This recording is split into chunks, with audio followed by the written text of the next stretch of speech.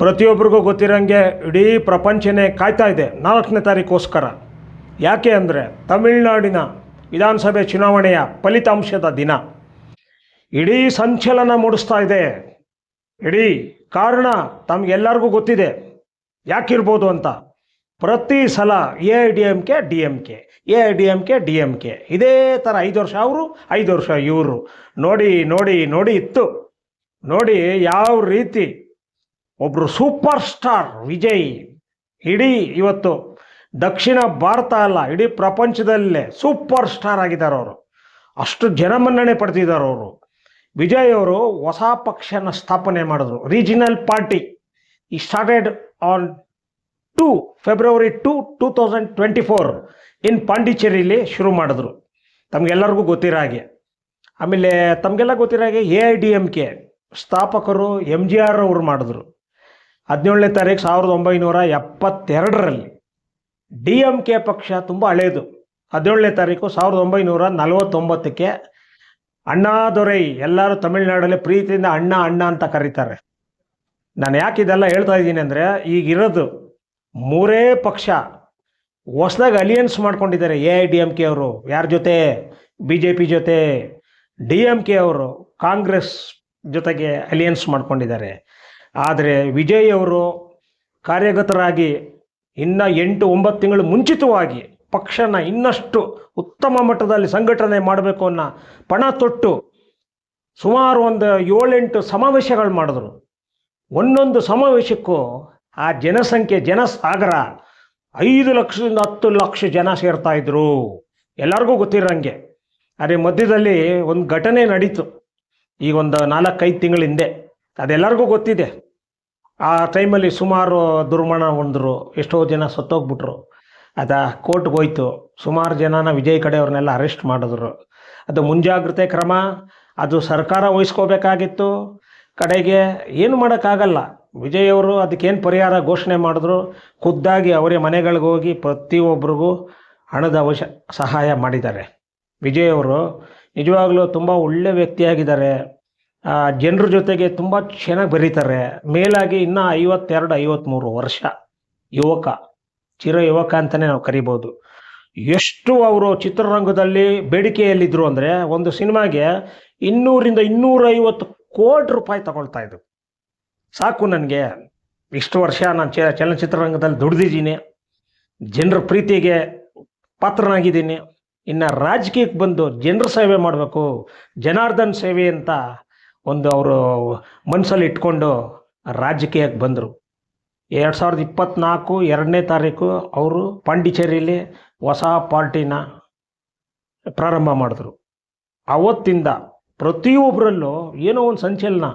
ಇನ್ನು ವಿಜಯ್ ಬರ್ತಾ ಇದ್ದಾರೆ ಚಿತ್ರರಂಗದಲ್ಲಿ, ಎವರ್ ಗ್ರೀನ್ ಸೂಪರ್ ಸ್ಟಾರ್. ರಾಜಕೀಯದಲ್ಲೂ ನಿಜವಾಗ್ಲೂ ಮಹಾನಾಯಕರಾಗ್ತಾರ. ಅವ್ರನ್ನ ತಳಪತಿ ವಿಜಯ್ ಅಂತಲೇ ಕರೆಯೋದು.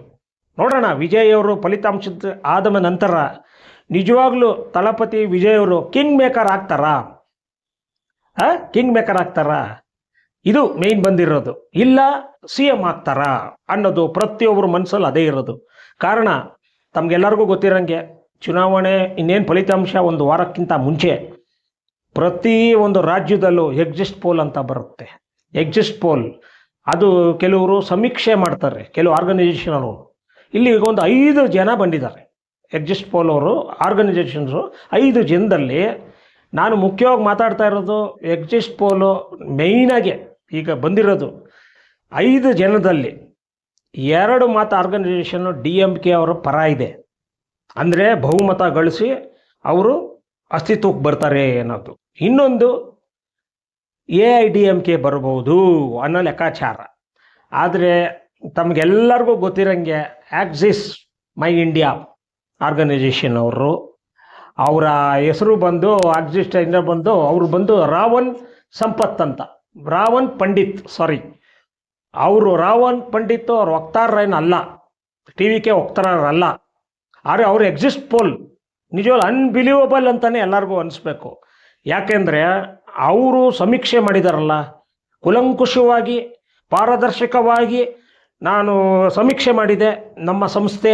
ಇದರಲ್ಲಿ 85ರಿಂದ 120ವರೆಗೂ ವಿಜಯ್ ಅವರಿಗೆ ಗೆಲುವು ಕಟ್ಟಿತ್ತ ಬುತ್ತಿ ಖಚಿತಪಡಿಸಿದ್ದಾರೆ ಅವರು. ಯಾವಾಗ ಅದನ್ನು ನೋಡ್ತಾ ಇರೋಂಗೆ ತುಂಬ ಒಂದು ಹೆಂಗಾಗೋಯ್ತು ಅಂದರೆ ಲಾಸ್ಟಲ್ಲಿ ಬೇರೆ ಬೇರೆ ಪಕ್ಷದವರು ಅವ್ರಿಗೆ ಆಗೋದಿಲ್ವಲ್ಲ. ಏನು DMK ಮಾತ್ರ ಅವರು ಸ್ಟಾಲಿನ್ ಅವರು ದೇ ರಿಜೆಕ್ಟ್ ಔಟ್ ಲಯರ್ ಅಂತ, ಅವರೆಲ್ಲ ಸುಳ್ಳುಗಾರರುಗಳು ಅಂತ ಈ ರೀತಿ. ಆದರೂ DMK ಅವರು again they are dreaming to come to power. ADMK plus BJP ಅವರು ಒಂದು 60 to 70%. ನಮ್ಮ ಒಂದು ಇಷ್ಟೇ ಈಗ ಸದ್ಯದ ಮಟ್ಟದಲ್ಲಿ ಜನನಾಯಕನ್ ಎರಾ ಬಿಗಿನ್ಸ್ ಆಲ್ರೆಡಿ. DMK ನಾನು ಹೇಳ್ದಂಗೆ ದೇ ರಿಜೆಕ್ಟ್ಸ್ ದಿ ಔಟ್ಲಯರ್ ಅಂತ ಅವರು ಹೇಳ್ತಾ ಇದ್ದಾರೆ. ಎಷ್ಟರ ಮಟ್ಟಿಗೆ ಯಾವುದು ಸತ್ಯ ಯಾವುದು ಅಸತ್ಯ ಅನ್ನೋದು ಫಲಿತಾಂಶ ಘೋಷಣೆ ಆದ ಮೇಲೆ 4ನೇ ತಾರೀಕು ಮಧ್ಯಾಹ್ನದ ಮಟ್ಟಿಗೆ ಆಲ್ಮೋಸ್ಟ್ ಎಲ್ಲರಿಗೂ ಗೊತ್ತಾಗುತ್ತೆ. ಈಗ ವಿಜಯ್ ಅವರು ಈಗ ಒಂದೊಂದು ಸಮಾವೇಶ ಮಾಡ್ತಾ ಇರೋಂಗೆ ತಮಗೆಲ್ಲ ಗೊತ್ತಿದೆ. ಸುಮಾರು 2 ರಿಂದ 5 ಲಕ್ಷ ಜನ 8 ಲಕ್ಷ ಜನ ಅಷ್ಟು ನೋಡಿ ವಿರೋಧ ಪಕ್ಷದವ್ರಿಗೆಲ್ಲ ನಡ್ಕ ಸ್ಟಾರ್ಟ್ ಆಗಿತ್ತು. ಆದರೂ ಕೆಲವರು ಒಂದು ಅಪಸ್ವರ ಎತ್ತಿದ್ರು. ಬಂದಿರೋರೆಲ್ಲ ವಿಜಯ್ಗೆ ಹಾಕ್ತಾರ, ವಿಜಯ್ ಫ್ಯಾನ್ಸು, ಸಿನಿಮಾ ನೋಡಿರೋರು. ರಾಜಕೀಯಕ್ಕೆ ವಿಜಯ್ ಬಂದಿದ್ದಾರೆ, ವಿಜಯ್ ಅವ್ರ ರಾಜಕೀಯದ ಅನುಭವ ಏನಿದೆ ಅವ್ರು ಮಾಡ್ತಾರ. ಆದರೂ ವಿಜಯ್ ಅವರು ಎಲೆಕ್ಷನ್ ಟೈಮಲ್ಲಿ ಘೋಷಣೆ ಮಾಡಿದ್ದಾರೆ. ಅವ್ರ ಮ್ಯಾಂಡೇಟ್ ಇದೆ. ಅವ್ರ ಮ್ಯಾಂಡೇಟಲ್ಲಿ ಬಡವರ ಪರ ತುಂಬ ಚೆನ್ನಾಗಿ ಅವರು ಕೊಟ್ಟಿದ್ದಾರೆ. ಜನರ ಮನಸ್ಸಲ್ಲಿ ವಿಜಯ್ ಅವ್ರಿಗೆ ಇದೊಂದು ಅವಕಾಶ ಮಾಡಿಕೊಡೋಣ. DMK ಸರ್ಕಾರ ನೋಡಿ ಸಾಕಾಗಿದೆ, AIDMK ಸರ್ಕಾರ ನೋಡಿ ಸಾಕಾಗಿದೆ. ಅದರಲ್ಲಿ MGR ಅವ್ರನ್ನ ನೋಡಿದ್ದಾರೆ, ಜಯಲಲಿತಾ ಅವ್ರು ನೋಡಿದ್ದಾರೆ, ಕರುಣಾನಿಧಿ ಅವ್ರು ನೋಡಿದ್ದಾರೆ, ಸ್ಟಾಲಿನ್ನ ನೋಡಿದ್ದಾರೆ, ಮುಂಚಿತವಾಗಿ ಅಣ್ಣಾದವರೇ ನೋಡಿದ್ದಾರೆ. ಈಗ ಹಳೆ ಮುಖಗಳನ್ನೆಲ್ಲ ಪಕ್ಕಕ್ಕಿಟ್ಟು ಹೊಸ ಮುಖ, ಹೊಸ ಪ್ರತಿಭೆ, ಯಾವುದೋ ಒಂದು ಮನಸ್ಸಲ್ಲಿ ಒಂದು ಒಳ್ಳೇದು ಮಾಡೋದಕ್ಕೋಸ್ಕರ ನನ್ನ ತಮಿಳುನಾಡನ್ನು ಬದಲಾವಣೆ ಮಾಡಬೇಕು, ಅವರಲ್ಲೂ ಸ್ವಂತಿಕೆ ಇದೆ, ಆಲೋಚನೆಗಳಿವೆ. ಅದು ವಿಜಯ್ ಅವರು ಆ ಒಂದು ವಯಸ್ಸಿನಲ್ಲಿ 52-53ನೇ ವಯಸ್ಸಲ್ಲಿ ಅಷ್ಟೊಂದು ಒಂದು ಮುಂಜಾಗ್ರತೆ ಕ್ರಮವಾಗಿ ಅವರು ರಾಜಕೀಯದ ಬಗ್ಗೆ ಅವರು ಬಹಳ ತಿಳ್ಕೊಂಡಿದ್ದಾರೆ. ಅವರು ನಾನು ಏನೇನು ಮಾಡಬೇಕು, ನನ್ನ ಕೈಯಿಂದ ಏನೇನು ಸಾಧ್ಯ ಇದೆ, ಆದಷ್ಟು ನಾನು ಹೆಣ್ಮಕ್ಳಿಗೆ ಮಹಿಳೆಯರಿಗೂ ಒಳ್ಳೇದು ಮಾಡಬೇಕು, ಬಡತನ ನಿರ್ಮೂಲನೆ ಮಾಡಬೇಕು. ಆದ್ದರಿಂದ ವಿಜಯ್ ಅವರು ಆಲ್ಮೋಸ್ಟ್ ಎಕ್ಸ್ಪೆಕ್ಟೇಷನ್ ಇದೆ. ಅಟ್ಲೀಸ್ಟ್ ಅವ್ರು 85 to 120 ಬರ್ತಾರೋ ಇಲ್ವೋ, ಪ್ರತಿನಿತ್ಯ ಎಲ್ಲ ಮಾಧ್ಯಮದಲ್ಲಿ ಪ್ರತಿಯೊಬ್ಬರು ಒಂದೊಂದು ಥರ ಹೇಳಿಕೆಗಳು ಕೊಟ್ಟು ಜನರ ಮನಸ್ಸಲ್ಲಿ ಗೊಂದಲ ಮೂಡಿಸ್ಬಿಟ್ಟಿದ್ದಾರೆ ಅಲ್ವಾ. ಗೊಂದಲ ಆಗೋಗಿದೆ ನೋಡಿ. ಯಾವತ್ತೂ ಅಷ್ಟೇ ಎಕ್ಸಿಸ್ಟ್ ಪೋಲ್ಸ್ ಬಂದು ನಾವು ನಿರೀಕ್ಷೆ ಮಾಡಿರೋಷ್ಟು ಮಟ್ಟಕ್ಕಲ್ಲ ಅಂದರೂ ಒಂದು 70 to 80% ಸತ್ಯ ಇರುತ್ತೆ ಎಕ್ಸಿಸ್ಟ್ ಪೋಲಲ್ಲಿ. ಆದರೆ ಇಲ್ಲಿ ವಿಜಯ್ ಅವರು ಬಂದಿದ್ದಾರಲ್ಲ, ಈಗ ವಿಜಯ್ ಅವ್ರ ಬಗ್ಗೆ ಅಷ್ಟು ಸುಲಭವಾಗಿ ಯಾರೂ ಏನು ನಿರ್ಲಕ್ಷ್ಯ ಮಾಡೋಂಗಿಲ್ಲ. ಯಾಕೆಂದರೆ ಇವತ್ತು ಅವ್ರ ಜನಪ್ರಿಯತೆ ಉತ್ತುಂಗದಲ್ಲಿದೆ ಅಲ್ವಾ. ಯುವಕ ಈವನ್ ಅವರ ಒಂದು ಈಗ ಎಷ್ಟು ಜನ 237 ಕಡೆನೂ ಅವ್ರು ನಿಲ್ಲಿಸಿದ್ದಾರೆ. ಯಾರನ್ನ ಕ್ಯಾಂಡಿಡೇಟ್ಸ್ನ ಎಲ್ಲ ಮಧ್ಯಮ ವರ್ಗದವ್ರು ಇರ್ಬೋದು, ಯಂಗ್ ಯೂತ್ಸ್ ಇರ್ಬೋದು, ಅವ್ರಿಗೊಂದು ಅವಕಾಶ ಕೊಡೋಣ. ಬಿಸಿ ರಕ್ತ ಇರುತ್ತೆ, ಅವರು ಒಳ್ಳೊಳ್ಳೆ ಆಲೋಚನೆಗಳಿರುತ್ತೆ. ನಾವು ಇಂಪ್ಲಿಮೆಂಟೇಷನ್ ಯಾವ ರೀತಿ ಮಾಡಬೇಕು, ಈ ಒಂದು ತಮಿಳುನಾಡನ್ನು ನಿಜವಾಗ್ಲೂ ಒಂದು ಮಾದರಿ ರಾಜ್ಯವನ್ನಾಗಿ ಮಾಡಬೇಕು ಅಂತ ವಿಜಯ್ ಪಣ ತೊಟ್ಟಿದ್ದಾರೆ. ರೀಜನಲ್ ಪಾರ್ಟಿ ಆಗಿದ್ರು ವಿಜಯ್ ಅವರು. ಆಮೇಲೆ ತುಂಬ ಕಷ್ಟ ಬಿದ್ದಿದ್ದಾರೆ. ಹಗಲು ರಾತ್ರಿ ಅನ್ನೋದು ಹೆಚ್ಚು ಕಡಿಮೆ ಈಗ ಒಂದು 6 ತಿಂಗಳು 8 ತಿಂಗಳಿಂದನೇ ತುಂಬ ಕಷ್ಟ ಬಿದ್ದಿದ್ದಾರೆ ವಿಜಯ್ ಅವರು. ನಿಜವಾಗ್ಲೂ ಅವರು ಹೆಂಗೆ ಫಿಲಿಂ ಲ್ಯಾಂಡಲ್ಲಿ ಸೂಪರ್ ಸ್ಟಾರ್ ಆಗಿದ್ದಾರೆ, ರಾಜಕೀಯದಲ್ಲೂ ಸೂಪರ್ ಸ್ಟಾರ್ ಆಗಬೇಕು. Will Vijay become king maker or you will form the government is the question mark. ಅದು ಎಲ್ಲ ಜನರ ಕೈಲಿರೋದು. ಜನರು ಆಗಲೇ ತೀರ್ಮಾನ ಕೊಟ್ಬಿಟ್ಟಿದ್ದಾರೆ. ಆದರೆ ಅಲ್ಲಿವ್ರಿಗೆ ಎಕ್ಸಿಸ್ಟ್ ಪೋಲ್ ಅವ್ರು ಇದ್ದಾರಲ್ಲ, ಅವರು ನಾನಾ ರೀತಿ ಹೇಳ್ತಾ ಇದ್ದಾರೆ. ಆದರೂ ನಮ್ಮ ಎಕ್ಸಿಸ್ಟ್ ಮೈ ಇಂಡಿಯಾ ಅವರು ರಾವತ್ ಅವ್ರು ಹೇಳಿದ್ದಾರೆ, ನಾವು ನಮ್ಮ ಸಮೀಕ್ಷೆ ತುಂಬ ಕುಲಂಕುಷವಾಗಿ ನಾವು ಪ್ರತಿಯೊಬ್ಬರು ಒಂದು 75% ಜನರುಗಳ ಒಟ್ಟಭಿಪ್ರಾಯ ಪ್ರತಿ ಕ್ಷೇತ್ರದಲ್ಲೂ ಪ್ರಯಾಣ ಮಾಡಿ ಸಂಗ್ರಹಣೆ ಮಾಡಿ ನಾವು ಇದನ್ನು ಓಪನ್ ಆಗಿ ಕೊಟ್ಟಿರೋವಂಥದ್ದು. ಯಾರು ಎಕ್ಸಿಸ್ಟ್ ಪೋಲ್ ಅವರು ಹೇಳ್ತಾ ಇರೋದು. ರಾವಲ್ ಪಂಡಿತ್ ಅಂತ ಅವರು one of the famous analyst ಅವ್ರ ಪಾಲಿಟಿಕ್ಸಲ್ಲಿ.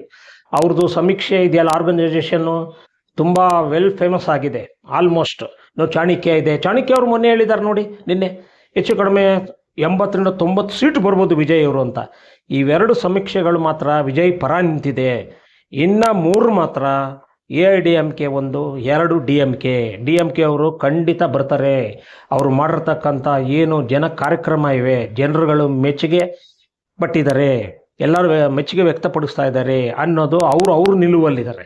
AIADMK ಅವರು ತುಂಬ ಟೈಮ್ ಆಯಿತು. ಪಳನಿಸ್ವಾಮಿಯವರು, ಅದು ಪಳನಿಸ್ವಾಮಿಯವರು ಅಂಥ ಏನು ಹೆಸರುವಾಸಿ ದೊಡ್ಡ ಫಿಗರ್, ಸ್ಟಾಲಿನ್ನು, ಕರುಣಾನಿಧಿ, ಜಯಲಲಿತಾ ಇಂಥ ಒಂದು ವಿಜಯ್ ಇಂಥವ್ರ ಹೆಸರಲ್ಲಿ ಅವರು ಬರ್ತಾ ಇಲ್ಲ ಅಲ್ವಾ. ಪಳನಿಸ್ವಾಮಿಯನ್ನು ನಾಮಕಾಸ್ತ CM ಅಂತ ಹೇಳ್ಬೋದು AIADMKಲಿ. ಅಂಥ ಮಹಾನ್ AIADMKಲಿ ಜಯಲಲಿತಾ ಅಂಥವರು ಒಂದು ವುಮನ್. ಮತ್ತೆ ಅದು ಜಯಲಲಿತಾ ಅವ್ರು ಮತ್ತೆ ಹುಟ್ಟು ಬರಲ್ಲ, ಅದು ಬೇರೆ ವಿಚಾರ ಬಿಡಿ. ಅವ್ರಿಗೆ ಗಿನ್ನಿಸ್ ರೆಕಾರ್ಡ್ ಚೀಫ್ ಮಿನಿಸ್ಟರ್ ಅವರು ನಮ್ಮ ಕರ್ನಾಟಕದವ್ರೆ. ಅಲ್ಲಿ ಹೋಗಿ ಆ ರೀತಿ ಹೆಸರು ಮಾಡಿ MGR ಥರನೇ ಹೆಸರು ತೊಗೊಂಡ್ರು ಅವರು. ಆದರೆ ಪಳನಿಸ್ವಾಮಿ ಅವರು AIADMKಲಿ ಅವರು ಕೊಟ್ಟರು, ಅಷ್ಟಾಗಿ ಅವರು ಒಂದು ಮಾಡಲಿಲ್ಲ, ಹೆಸರು ತಗೊಳ್ಳಿಲ್ಲ, ಜನರ ಮನಸ್ಸಲ್ಲಿ ಉಳಿಯೋಂಥ ಅವ್ರು ನಾಟಲಿಲ್ಲ ಅವರು. ಆದರೆ DMK ಅವರು, ಸ್ಟಾಲಿನ್ ಅವರು ಸುಮಾರು ಕೆಲಸಗಳು ಮಾಡಿದ್ದಾರೆ, ಇಲ್ಲ ಅಂತ ಹೇಳ್ತಾ ಇಲ್ಲ, ಕೆಲಸಗಳು ಮಾಡಿದ್ದಾರೆ. ಆದರೂ ಕೆಲವ್ರಿಗೆ ಅಸಮಾಧಾನ ಇದೆ.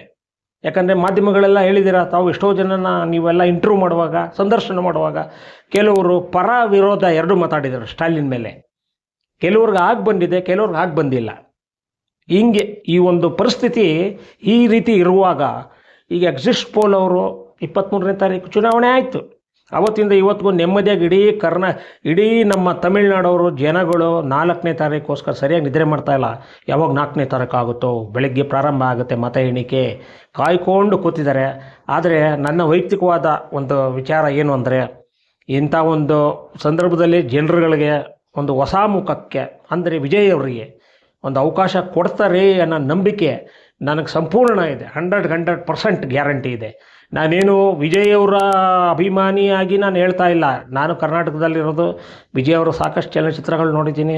ಆಮೇಲೆ ವಿಜಯ್ ಅವರು ಉತ್ತಮವಾದ ಆಡಳಿತಗಾರ, ಕೊಡಬಲ್ಲ. ಅವರು ಇನ್ನೂ ಚಿಕ್ಕ ವಯಸ್ಸಿದೆ, ಇನ್ನು ಅವರು ಮುಂದೆ ಭಾಳ ಒಳ್ಳೊಳ್ಳೆ ದೊಡ್ಡ ಅಂತಾರಾಷ್ಟ್ರೀಯ ಮಟ್ಟದಲ್ಲಿ ಹೆಸರು ಮಾಡ್ತಾರೆ ಅನ್ನೋದರಲ್ಲಿ ಸಂಶಯನೇ ಇಲ್ಲ.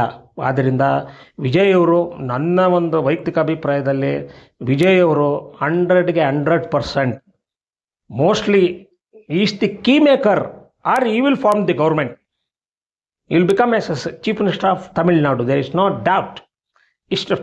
ಇಷ್ಟು ಮಾತ್ರ ಹೇಳಿ, ದಯವಿಟ್ಟು ಯಾರು ಇದನ್ನು ನನ್ನ ಒಂದು ಈ ತುಣುಕುಗಳನ್ನು ನಾನು ಬೇರೆಯವ್ರ ಥರ ಸಮೀಕ್ಷೆಗಳು ಮಾಡಿ ಅವ್ರ ಪರ ಇವ್ರ ಪರ ಅಂತ ನಾನು ಹೇಳಿಲ್ಲ. ನಾನು ಇಷ್ಟೇ ಹೇಳಿರೋದು, ಏನು ಅಣ್ಣಾದೊರೆ ಅವ್ರು ಬಂದರು, ಅವಾಗ ಒಳ್ಳೊಳ್ಳೆ ಕೆಲಸಗಳು ಮಾಡಿದ್ರು. MGR ಅವ್ರು ಬಂದರು, ದಾನ ಧರ್ಮಗಳು ಮಾಡಿ ಜನರಿಗೆ ತುಂಬ ಹತ್ತಿರ ಆಗಿದ್ದರು. ಆ ಒಂದು ನಿಟ್ಟಿನಲ್ಲಿ ಆ ಒಂದು MGR ಅನ್ನೋದು ಪ್ರತ್ಯಕ್ಷವಾಗಿ ಪರೋಕ್ಷವಾಗಿ ವಿಜಯಲ್ಲಿ ಕಾಣಿಸ್ತಾ ಇದ್ದಾರೆ. ಜನರುಗಳ ಮನಸ್ಸಲ್ಲಿ ವಿಜಯ್ ಅವ್ರಿಗೆ ಆ ರೀತಿ ಮಾಡ್ಬೋದು MGR ಥರ ಕೆಲಸಗಳು ಅನ್ನೋದು ಆಲೋಚನೆ ತುಂಬ ಬಂದಿದೆ. ಯಾಕಂದರೆ ವಿಜಯ್ ಅವರು ಅಷ್ಟು ಬಡವರಿಗೆ ದಾನ ಧರ್ಮ ಬೇಕಾದಷ್ಟು ಮಾಡಿದ್ದಾರೆ. ಇದುವರೆಗೂ ಚಿತ್ರರಂಗದಲ್ಲಿ ಬಂದಿರೋ ಅರ್ಧಕ್ಕರ್ಧ ಬರೀ ಬಡವ್ರ ಸೇವೆಗೋಸ್ಕರನೇ ಮಾಡಿಬಿಟ್ಟಿದ್ದಾರೆ ಅವರು. ಅವ್ರ ಬಗ್ಗೆ ಹೇಳ್ತಾ ಹೋದರೆ ಪಟ್ಟಿ ಹಿಡಿಯುತ್ತೆ. ಆದ್ದರಿಂದ ತಮಿಳ್ನಾಡ ಜನತೆಗೆ ಪ್ರತಿಯೊಬ್ಬರಿಗೂ ವಿಜಯ್ ಅವ್ರ ಬಗ್ಗೆ ಗೊತ್ತಿದೆ.